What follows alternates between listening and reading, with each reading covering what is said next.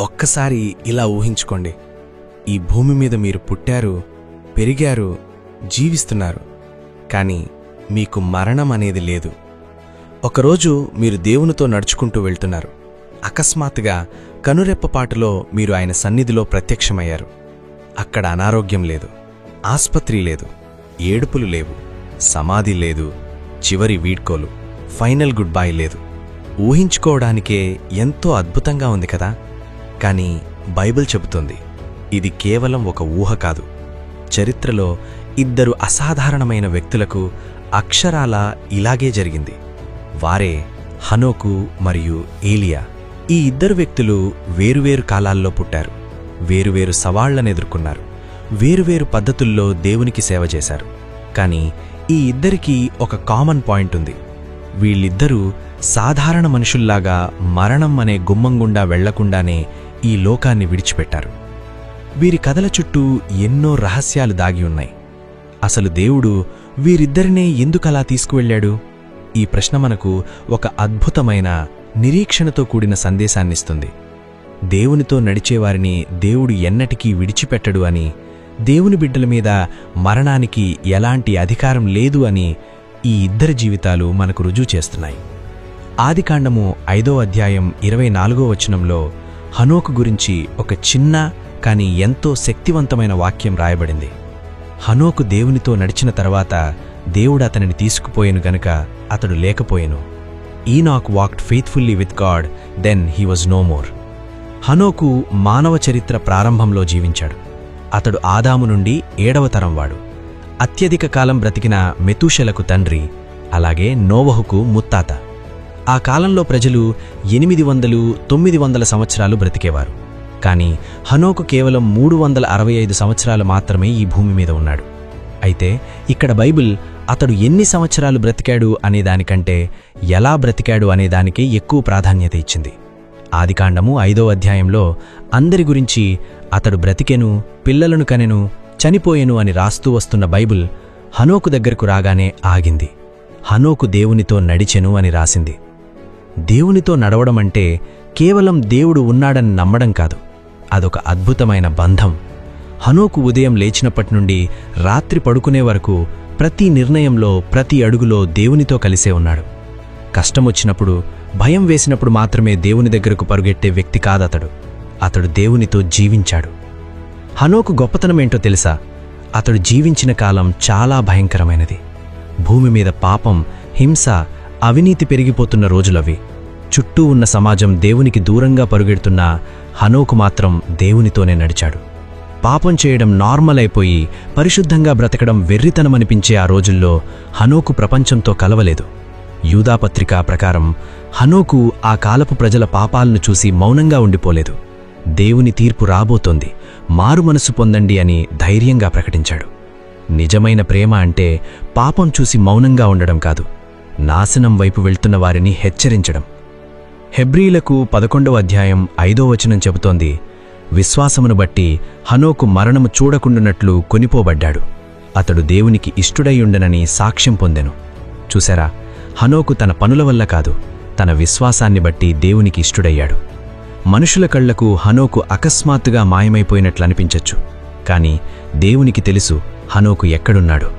భూమి మీద దేవునితో నడిచిన అడుగులు నేరుగా పరలోకంలోకి ప్రవేశించాయి. చాలా శతాబ్దాల తర్వాత ఇశ్రాయేలు చరిత్రలో అత్యంత చీకటి రోజుల్లో ఏలియా వచ్చాడు. అప్పటి రాజైన ఆహాబు, రాణి యెజబెలు కలిసి ఇశ్రాయేలు ప్రజలను దేవునికి దూరంగా చేసి బయల్ అనే అబద్ధపు దేవతను పూజించేలా చేశారు. ఆ భయంకరమైన పరిస్థితుల్లో ఏలియా ఒక సింహంలా నిలబడ్డాడు. అతని పేరుకే యెహోవాయే నా దేవుడు అని అర్థం. కర్మేలు పర్వతం మీద జరిగిన సంఘటన మీకు తెలుసు. వందలాది మంది అబద్ధపు ప్రవక్తల ముందు ఏలియా ఒంటరిగా నిలబడి అగ్నిని కిందకు రప్పించాడు. ప్రజలంతా సాష్టాంగపడి యెహోవాయే నిజమైన దేవుడు అని ఒప్పుకున్నారు. ఏలియా అద్భుతమైన శక్తిమంతుడు అని మనకనిపిస్తుంది కదా. కాని బైబిల్ ఆయనను ఒక ఎమోషన్లెస్ సూపర్ హీరోలాగా చూపించలేదు. కర్మేలు పర్వతం మీద అంత గొప్ప విజయం సాధించిన ఏలియా యెజబెలు వేసిన ఒక చిన్న బెదిరింపుకు భయపడి అరణ్యంలోకి పారిపోయాడు.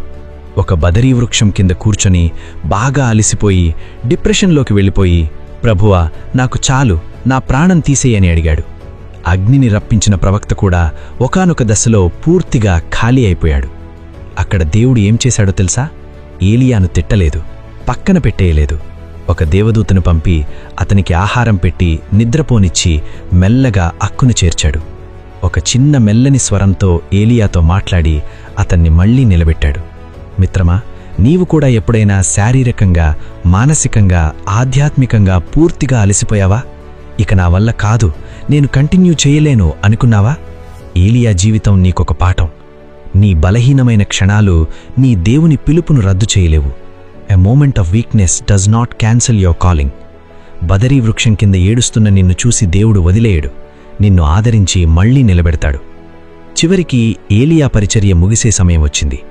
2 రాజులు 2వ అధ్యాయం 11వ వచనం ప్రకారం ఏలియా, ఎలీషాలు మాట్లాడుకుంటూ వెళ్తుండగా అకస్మాత్తుగా అగ్నిరథము, అగ్నిగుర్రాలు వచ్చి వారిద్దరినీ వేరుచేశాయి.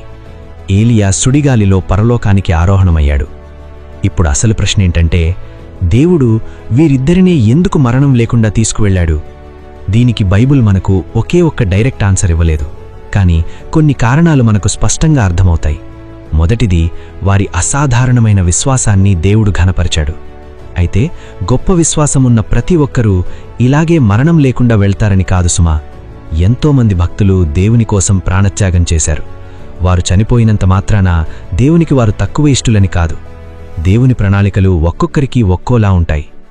కానీ ఈ ఇద్దరి జీవితాలు మనకు చూపిస్తున్న అతిపెద్ద సత్యమేంటంటే, మరణం మీద దేవునికి పూర్తి అధికారముంది. God's absolute authority over death. మరణమనేది మనిషి చేసిన పాపం వల్ల భూమి మీదకొచ్చింది, కాని ఆ మరణం ఎన్నడూ దేవుని కంటే గొప్పది కాలేదు.